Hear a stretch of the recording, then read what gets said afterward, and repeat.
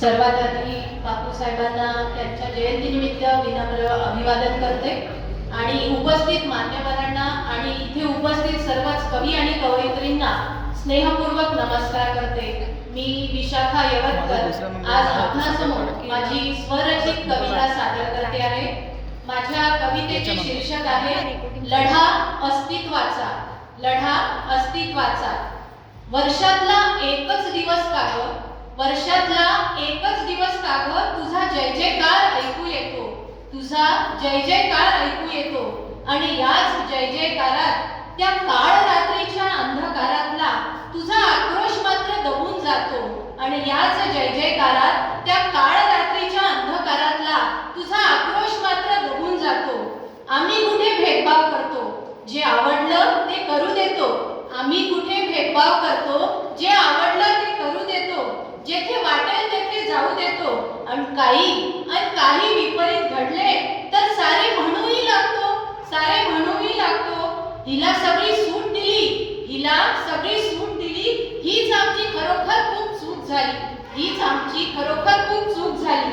लेख वाचवा, लेख शिकवा, लेख वाचवा, लेख शिकवा, नारी शक्तीचा सन्मान करा। अहो हे सर्वत्र चोहीकडे आपण ऐकतो, हे सर्वत्र चोहीकडे आपण ऐकतो। अहो पण रात्री अंधारात मुलीला एकटी बघतात, अहो पण रात्री अंधारात मुलीला एकटी बघताच कित्येकांच्या गिधाड नजरेतला, कित्येकांच्या गिधाड नजरेतला अन क्रूर मनातला नराधम कसा काय जागा होतो, क्रूर मनातला नराधम कसा काय जागा होतो। गगन भरारी घेणाऱ्या प्रत्येकच साऊच्या लेकीमध्ये खूप मोठ्या मोठ्या इच्छा आकांक्षा आहेत। गगन भरारी घेणाऱ्या प्रत्येकच साऊच्या लेकीमध्ये खूप मोठ्या मोठ्या इच्छा आकांक्षा आहेत। पण एकीकडे मात्र बाहेर पडणाऱ्या प्रत्येकीच्याच मनात एक निर्भया आहे, एक निर्भया आहे। मुक्त फिरायचंय, स्वच्छंद होऊन जगाला अनुभवायचंय, मुक्त फिरायचंय, स्वच्छंद होऊन जगाला अनुभवायचंय।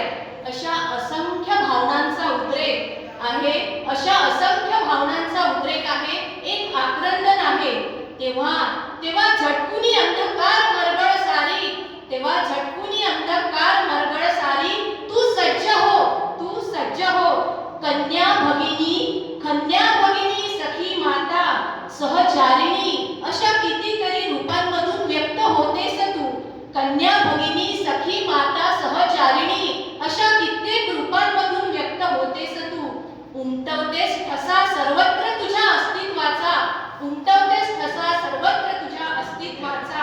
जीवनातल्या आव्हानांना लिलया पेलताना, जीवनातल्या आव्हानांना लिलया पेलताना ध्यास सतत तुझ्या मनी, ध्यास सतत तुझ्या मनी, जग सुंदर करण्याचा, जग सुंदर करण्याचा। धन्यवाद। आपण सर्वांनी माझी कविता ऐकून घेतली त्याबद्दल आपले मनस्वी आभार आणि आयोजकांनी मला इथे कविता सादर करण्याची संधी दिली त्याबद्दल सर आपले सुद्धा आभार। धन्यवाद।